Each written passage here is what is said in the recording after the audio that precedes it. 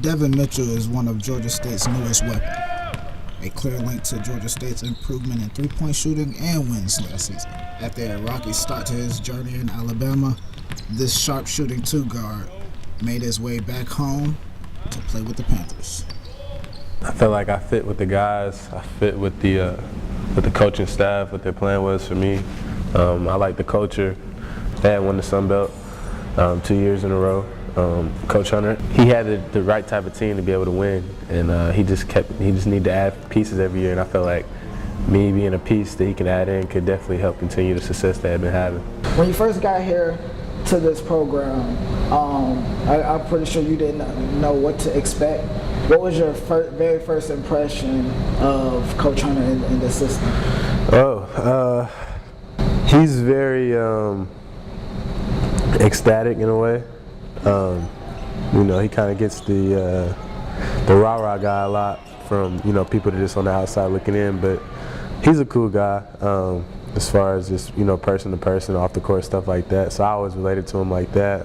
It took me a while to get used to the coaching style a little bit, but once I got that, I was fine, man. He really coached me a lot on little things that I didn't know that were bad habits and stuff like that. Just something simple as just passing the ball ahead every time. Like that wasn't something I used to think about, and I see what it does now when we hit the ball ahead and we get better opportunities on offense and stuff like that. Ironically, going into his first year in the blue and white, he had to redshirt. This will give Devin even more time to prepare for his return. It was still good just to watch and just kind of take a break from the game mentally a little bit. I kind of become more of a student since I came to Georgia State. I mean, I got to credit that to my coaches, though, really. Even though that I sat and watched myself, those guys really helped me kind of look at the game from a different way while I was sitting out. And even in film now, like, I wasn't really always a thinker of basketball. I just kind of went out there and did what I did, and that was it. But ever since I came to Georgia State, I've kind of I've done a better job at breaking down film. I felt like learning the system, trying to learn the system that year that I set out would be huge. Just it gave me an advantage coming into the next year. Unfortunately, I got hurt that year, so I didn't really get to practice as much as I wanted to and play as much with the guys I wanted to. So. You sit out since 2015. Your first game back, you go 100% from the field. You go 3 for 3 within 13 minutes. Tell me a little bit about the emotions and thoughts that were going through your head before and after that game. I felt great after that game. It was just, I think that was more of excitement. I was good. Coach didn't give me too many minutes, and it was funny because I wasn't starting that game. Right. I found out that morning that shoot-around that I was going to be starting in the first game in the opener, so I was really excited, and I really just kind of rode that excitement. It was tough early on. It's kind of like a roller coaster emotionally, but after taking basically 2 years off, it takes you a second to adjust back to that. And, just your emotional, you being a competitive person like myself, it's hard. But as the season got going and I started to just kind of get back in my rhythm of things, I felt really smooth closing out, going into the second part of the season more than the first. I'm real close with a lot of guys on the team. Most of us are really close. I've known them a long time. So just being able to play with guys that you've always been around, I kind of know their games, they know my game. So that makes things a lot easier when you're making decisions out there on the court. With the addition of Devin, the team improved the 16-14 record to 20 wins and 13 losses, landing them in second place in the conference. And going into the tournament, Georgia State were favorites to win it all. As a team, I felt like we came up short last year, losing to Troy in that semifinal game down there in New Orleans.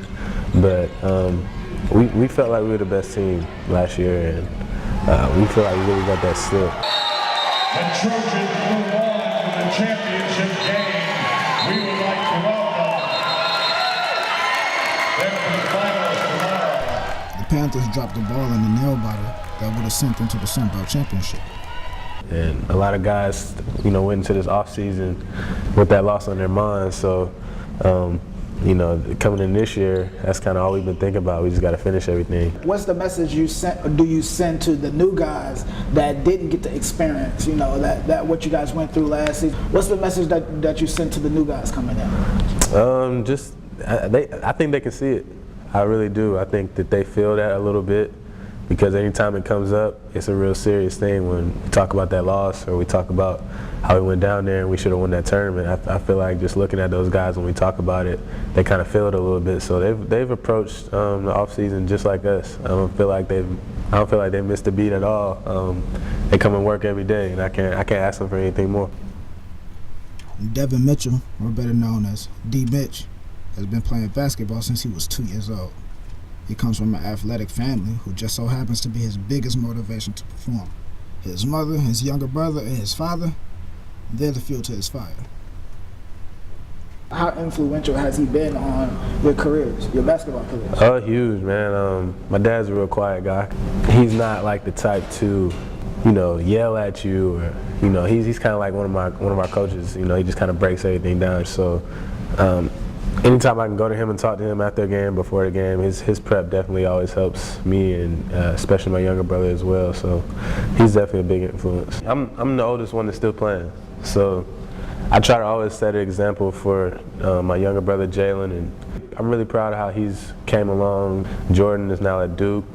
He was playing at Norcross while I was sitting out that year and last year. So just trying to set an example for them first and foremost. They came to a lot of games, and they got to see kind of how I was kind of struggling at first. It stayed with it, and kind of watched me coast through the end. So I think just having their support here was big. Both of them guys just kind of really grinded out, and they're both in really good situations right now. I know you say you're the oldest. That's the who's the best athlete? No, I'm still the best player. Yeah. Better than your father? Oh yeah. I'm definitely better than my dad. He act like he gonna train and come beat me. Yeah. He's like, give me a couple weeks, but he can't beat me. Jalen, my younger brother, really thinks he can get me now too, but he's taller than you now. Yeah, he's about 6'6". Yeah. So.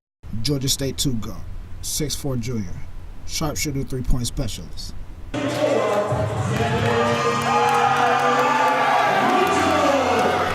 These are things we do know about Devin, but him being somewhat of a journalist is something you may not.